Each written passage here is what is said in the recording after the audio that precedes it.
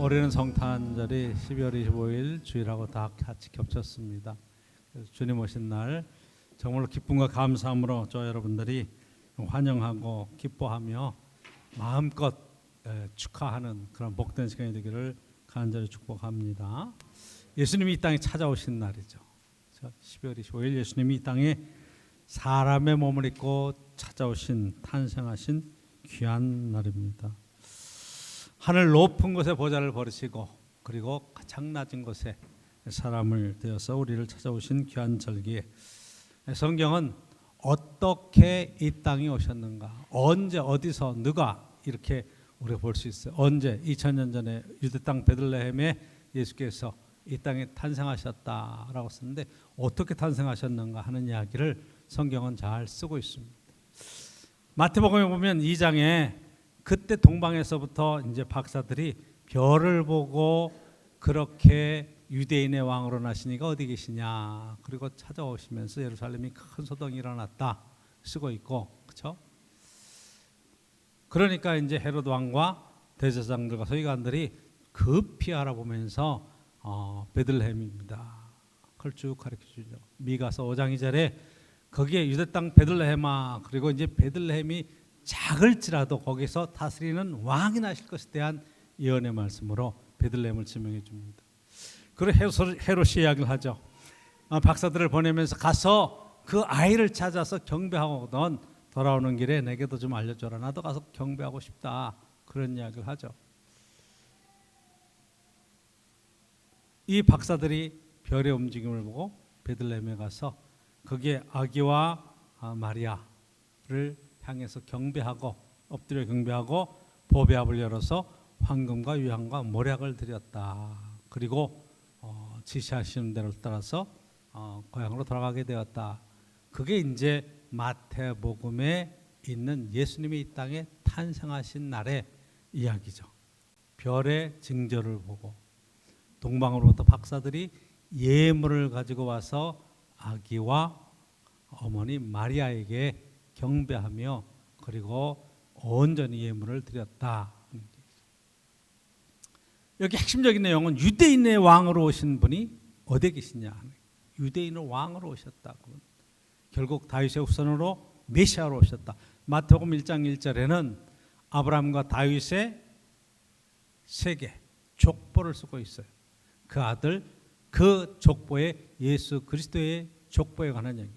다윗의 후손으로 오시는 예수 그리스도, 예루살렘의 왕으로 임하실 그러한 메시아에 대한 족보를 이야기하고 있고 2장 예수님의 탄생 이야기를 쓰고 있죠. 누가복음에 가서는 예수님의 탄생을 왕으로 오신 분이 아니라 그 가이사 아구스도가 호적하라고 하는 그 명령을 따라서 고향에 가서 호적하려다가 만삭의 몸으로 거기에서 출산하는 마리아의 이야기를 쓰고 있어요. 여관에 있을 데가 없어서 그리고 어떤 허름한 그런 마국간에 거기서 해산을 하고 말구유의 강보에 쌓여 놓여 있는 아기 예수에 관한 이야기를 쓰고 있어요. 그러니까 이 마태복음에서는 왕의 왕으로 오시는 예수님을 썼다면 여기서는 지극히 가장 낮은 곳에 있을 곳이 없어서 마국간으로 찾아오시는 예수 그리스도에 대한 이야기를 쓰고 있죠.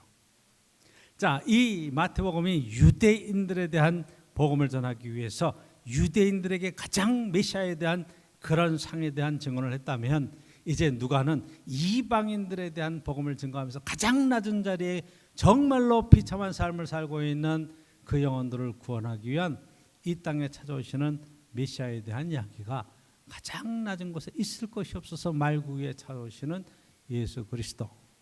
자, 그때 찾아와서 경배드리는 사람들은 동방의 박사들이 아니라 들에서 양을 치고 있던 목자들. 그들에게 천사가 나타나서 하늘에는 영광이요 땅에서는 기뻐하시는 사람들이 평화로다 이야기하면서 쭉 말씀을 전하죠. 오늘날 다윗의 동네에 그리스도가 나셨다. 그는 세상을 구원할 자다. 강보에 쌓여 놓여 있는 아기를 보게 될 것인데 그것이 하나의 징조가 되리라. 그래서 이 목자들이 열심히 베들레헴에 가서 거기에서 아기 예수를 경배했다. 예물을 드렸다는 얘기도 없어요. 그냥 강보에 쌓여 누워 있는 아기를 보고 그리고 경배드리는 것으로 그렇게 누가복음은 쓰고 있어요. 마가복음은 어떻게 돼 있을까요? 탄생에 관한 이야기가 없어요. 요한복음에는 어떻게 돼 있을까요? 요한복음은 여러분 태초에 말씀이 계시니라 그렇게 1장 1절에 쓰고 있죠.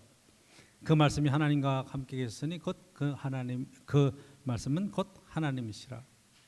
태초부터 계셨던 그분, 말씀으로 이 땅에 찾아오시는 그분은 곧 하나님이시다. 그리고 14절에 그 말씀이 육신이 되어 우리 가운데 거하심에 우리가 그의 영광을 보니 뭐라고 그래요? 아버지의 독생자의 영광이요 은혜와 진리가 충만하다. 아버지의 독생자로 이 땅에 찾아오시는 예수님, 말씀으로 창세 때부터 하나님과 함께 계셨던 그분이 이 땅에 육신을 입고 찾아오셨는데 그분이 곧 하나님이시고 그분이 곧 메시아 그리스도이신 것을 이야기하고 있는 거죠. 왜? 요한복음은 헬라 세계, 이방 세계 전체적인 그러한 철학적인 이론의 근거를 가지고 복음을 증거하기 때문에 예수님의 탄생의 이야기를 이 땅의 출생의 이야기가 아닌 신학적인 이야기로 바로 말씀이 육신이 되어서 우리 가운데 거하시는 그런 분으로 쓰고 있는 거죠. 이 이야기는 사도 바울의 오늘 본문에 여러분 빌립보서 2장에 가서 보면 거기에 예수님의 탄생에 관한 놀라운 이야기를 오늘 본문에 쓰고 있죠. 그렇죠? 너희 안에 이 마음을 품으라 곧 그리스도 예수의 마음이니. 자, 예수님의 마음을 품으라는 거예요.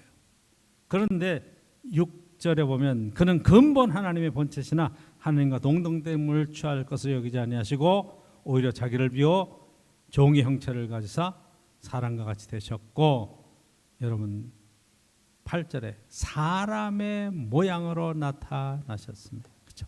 사람의 모양으로 나타나셨어요. 자기를 낮추시고 죽기까지 복종하셨다. 예수님의 탄생에 관한 이야기를 사람의 모양으로 하나님의 본체이신 그분이 우리를 찾아오셨다. 그렇게 쓰고 있는 겁니다. 자, 언제? 2000년 전에 이렇게 예수님이 우리를 찾아오셨다. 어디에서? 베들레헴에서. 누가? 예수 그리스도께서 이 땅에 하나님 그분이 찾아오셨다. 그런데 어떻게 찾아오셨나 하는 얘기는 지금 쭉 들었는데, 그렇죠? 성령에 잉태된 마리아를 통해서 이 땅에 사람의 몸을 입고 찾아오신 그 예수님에 대한 이야기를 마태가 또 누가는 잘 설명하고 있죠. 그런데 문제는 왜 오셨는가 하는 이야기에 대한 이야기를 지금 오늘 하려고 하는 거예요. 왜 오셨는가? 그러면 어떻게 우리는 해야 될까? 그 다음엔 우리는 무엇을 어떻게 해야 되는가? 여러분, 오늘 말씀 속에서 여러분들이 꼭 먼저 기억해야 될 것이 있습니다. 그것은 여러분 하나님의 아들 예수 그리스도가 이 땅에 찾아오신 이유와 목적에 관한 이야기를 분명히 우리가 성경을 통해서 알 수 있기 때문에 그렇습니다. 주님이 이 땅에 찾아오신 목적이 분명하잖아요. 구약 성경에 보면 이 땅에 사람이 번성하고 그리고 하는 일마다 다 죄악이 관영하고 하나님 앞에 그러한 정말로 하나님의 창조의 질서를 어지럽히는 일들이 생겼을 때 하나님께서 사람을 지으셨음을 한탄하시고 후회하셨다. 창세기에 보면 그렇게 쓰고 있어요. 6장, 7장, 8장 쭉 넘어가면서 하나님께서 내가 지면에서 사람을 쓸어버리리라 심판의 메시지를 주시면서 그 땅에 한 사람 노아를 택해서 구원의 은혜를 베풀어 주십니다. 죄악이 관영했을 때 심판의 메시지와 함께 구원의 메시지를 주시는데 노아의 방주를 통해서 거기에 타는 모든 사람들은 구원을 받게 될 것이다. 사람들이 안 믿고 안 타죠. 안 믿고 안 타요. 그 노아의 방주가 100년 동안 만들어지는데 그것을 산중에 만드는 것을 보면 사람들은 비웃고 비난했지만 거기에 타질 않았어요. 근데 그거 하나님께서 구원하시는 방법 중에 하나였거든. 자, 거기서부터 이제 우리가 2000년 전에 예수 그리스도가 이 땅에 오심은 바로 우리를 죄악 가운데서 심판의 메시지를 주시는 것이 아니라 그리스도가 이 땅에 오시면 뭐라고 그래요? 믿는 사람들을 통해서 이 땅에 구원을 베푸시는 놀라운 하나님의 사랑의 메시지가 그 가운데 들어있는 거예요. 아들을 보내시며 그를 통한 구원의 놀라우신 은혜를 우리에게 베풀어 주셨다, 이 말씀이죠. 하나님이 세상을 이처럼 사랑하사 독생자를 주셨으니 이는 저를 믿는 자마다 멸망치 않고 영생을 얻게 하려 하심이라. 요한복음 3장 16절이죠. 17절에 하나님의 아들이 이 땅에 오시면 세상을 심판하려 하심이 아니요 세상을 구원하려 하심이라.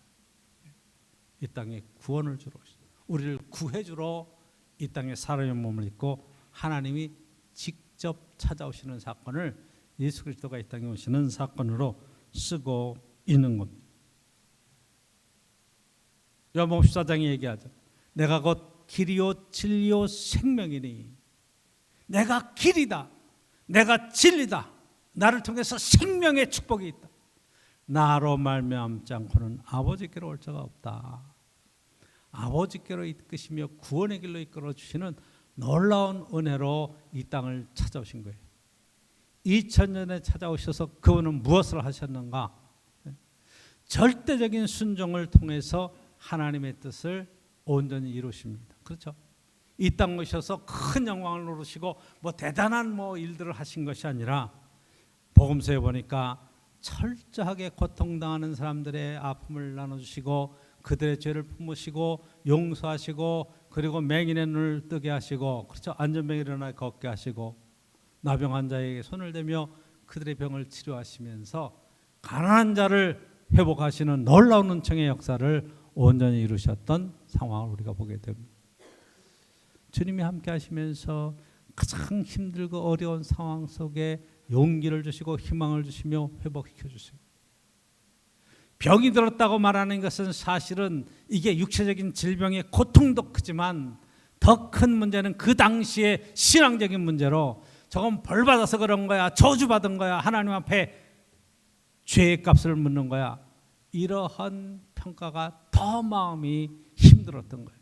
내가 무슨 죄가 많아서 이렇게 힘든 일들을 당하는가?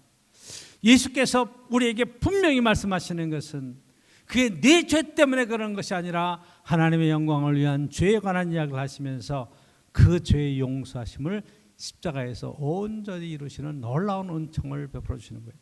사실 이 땅에 태어나신 것은 태어남의 축복이 있는 것이 아니라 하나님의 놀라신 구원의 계획을 십자가를 통해서 어떻게 이루시는가 하는 그런 것에 더 초점이 맞는 거란 말이죠. 그래서 결국 그의 희생과 십자가의 피 흘리심과 죽으심과 생명을 걸고 이루시는 놀라운 구원의 메시지를 이 땅에 온전히 이루시기 위한 하나의 방편으로 사람의 몸을 입고 이 땅에 오시는 그리스도에 대한 소식을 우리에게 전하고 있습니다. 왜 오셨습니까? 우리의 죄와 허물을 용서하시고 친히 담당하시고 십자가에 죽기까지 순종하시는 놀라운 은혜의 메시지가 그 가운데 있잖아요. 그렇죠? 그래서 오늘 본문에 여러분 8절에 사람의 모양으로 나타나셨음에, 그러죠?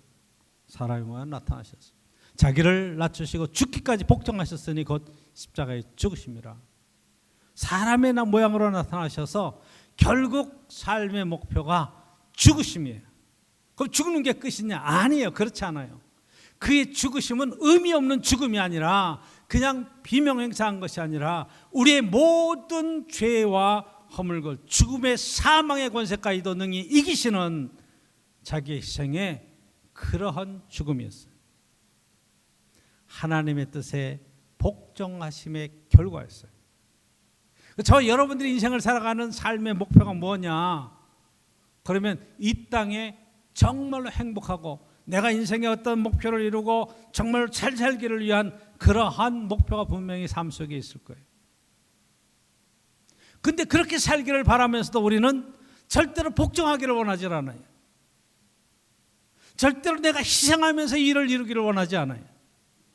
복종과 희생이 내게 굉장한 손해라고 생각하고 내 삶을 억압하는, 힘들게 하는 일이라고 자꾸만 우리는 얘기를 해요. 근데 예수 그리스도께서는 그 길을 친히 가시는 거예요. 고난의 길을 가시면서 모든 죄와 허물을 친히 감당하시고 죽기까지 복종하시고 십자가에 자기의 죽음의 길을 향해서 나아가셨던 거예요. 영광스러운 생일 축하 파티를 하는 게 아니에요. 자기 희생의 이야기를 하자는 거예요. 여러분, 교회를 다니고 우리가 예수님을 믿고 예수님 안에서 큰 영광을 누리기를 소망하면서 그렇게 하나의 신앙의 목표를 세울 수도 있습니다. 그러나 성경은 우리에게 십자가를 지고 나를 따르라고 하는 자기 희생과 복종을 이야기를 하는 거예요. 영광을 누리는 삶이 아니라 세상의 모든 주관자들은 높은 자리에 올라가는 자리를 요구하지만 예수님께서 우리에게 요구하시는 것은 낮은 자리로 자기 희생과 섬김의 자리로 높고자 하는 자는 가장 낮은 자가 되어서 섬기는 자가 되어야 할 것이라고 말씀하시는 것. 이 성탄의 계절에 여러분 조금 더 낮은 자세로 그리고 섬길 수 있는 그런 믿음의 축복이 하나님 은혜 가운데 있기를 간절히 축원합니다. 아멘이시죠? 여러분, 성숙한 가정의 부모가 됐다고 하는 것은 어린 자녀들과 함께 삶을 살아가는 거죠. 그렇죠? 여러분, 가정을 이루고 자녀들과 함께 살아가는데 우리 자녀들이 기르는 것이 여러분들의 짐이 된다 그러면 다시 한번 생각을 돌려보셔야 돼요. 이 아이들을 통해서 주시는 행복이 있고 정말로 부모가 희생하고 섬기면서 자녀들과 함께 살아가는 삶의 여정 속에 그 안에 행복이 있다는 것을 여러분들이 친히 느낄 수 있기를 원합니다. 자녀가 짐이 되면 세상에 자녀 낳을 사람이 어디 있겠어요? 우리나라의 출산율이 세계적으로 지금 가장 낮은 그런 지경에까지 이르렀는데 왜 안 낳느냐 그랬더니 여러 가지 이유 가운데 제일 큰 원인이 아이들을 기를 환경이 안 된다는 거예요. 환경이 안 된대요. 저희 부모님들 세대는 보통 5, 좀 많으면 10. 제가 목회 와서 보니까 12, 13까지 낳는 분 봤어요. 환경이 좋아서 그렇게 낳았어요? 기를만 해서 낳았어요? 아이, 목사님 생기니까 어쩔 수 없이 낳죠. 아니에요. 그게 지나고 나니까 이 땅의 축복이고 생명의 은혜였던 것을 깨닫는 거예요. 너무 이기적으로 자기 생각하고 자기 희생하지 않으려고 그리고 자기 살려고 하니까 뭐가 안 되냐면 거기에는 희생과 복종이 없기 때문에 이런저런 문제들이 나오는 거예요. 부부 사이에 문제가 많이 생기는 것도 어디에 있냐면 자기 이기적인 생각 때문에 그런 경우들이 참 많아요. 자기를 낮추고 섬기고 희생하고 복종하는 차원으로까지 조금 나아가면 여러분 왜 문제가 생기겠어요?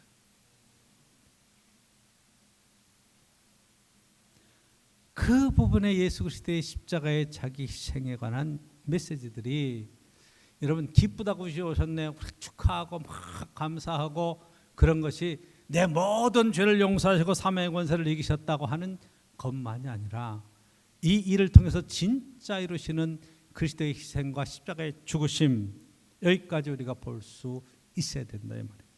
그렇죠?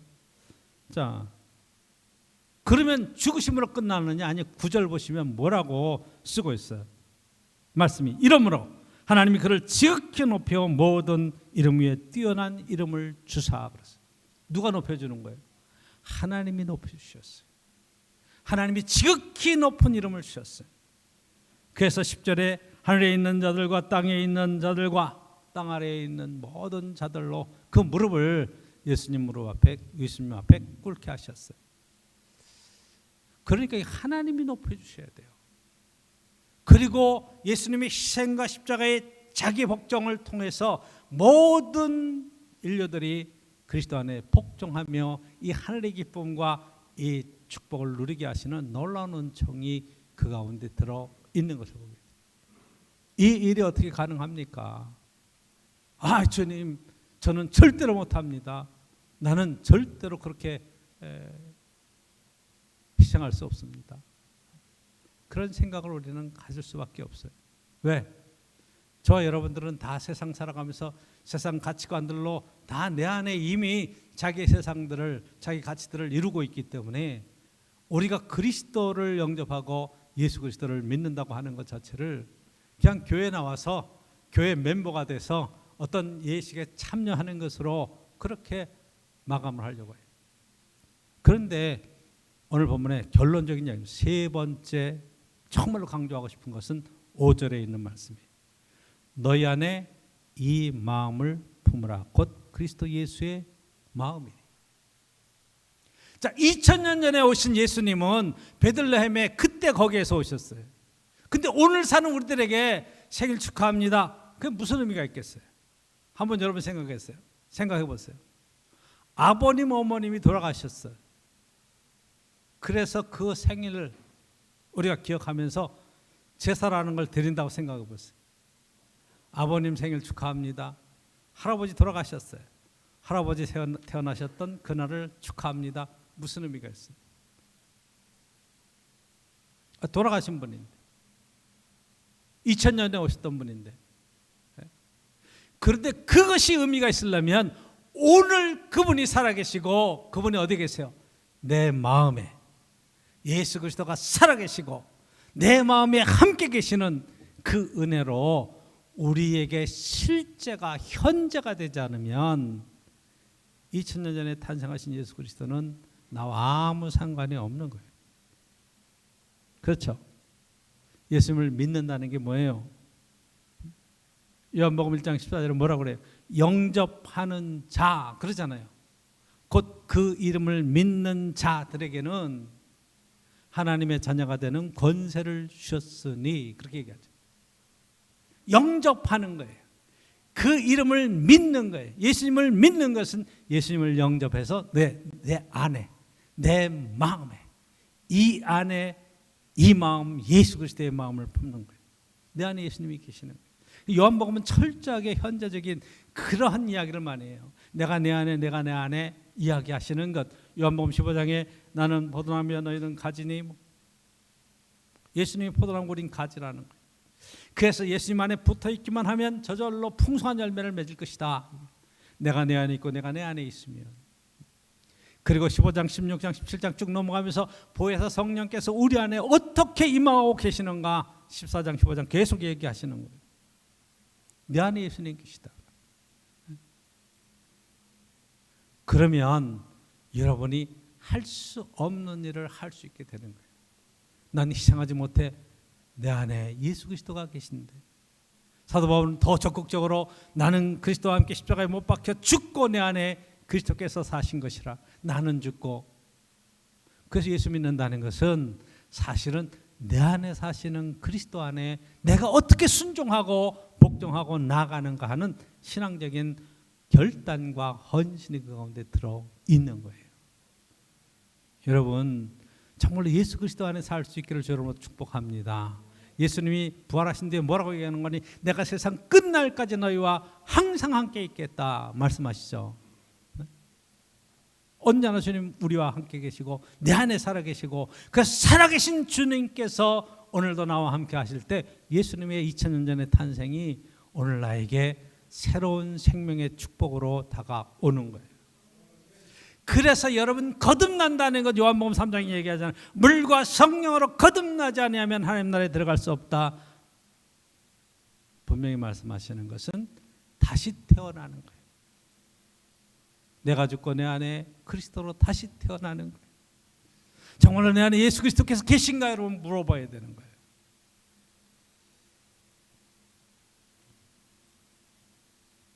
로마서 12장 1절 2절에 보면 이 세대를 본받지 말고 우리의 몸으로 드려지는 거룩한 하나님 앞에 산 제사를 드리라고 이야기하였어요. 그리고 2절에 하나님의 선하시고 기뻐하시고 온전하신 뜻이 무엇인지 분별하도록 하라. 이 세대를 본받지 마라. 예수 믿고 어떻게 구원 얻고 믿음으로 어떻게 하나님의 자녀가 되고 하나님 안에서 구원의 자리에 이를 수 있는가 로마서 1장에서 11장까지 얘기했다면 12장에서는 그럼 구원받은 자녀는 어떻게 살아가야 되는가 하는 삶의 이야기를 하면서 하나님의 선하시고 기뻐하시고 온전하신 뜻이 무엇인지 분별하도록 하라 이렇게 쓰고 있어요. 그래서 내가 어떤 결정을 하거나 어떤 판단을 내릴 때 그 판단의 기준이 나 중심이 아니라 하나님 중심이 돼야 된다.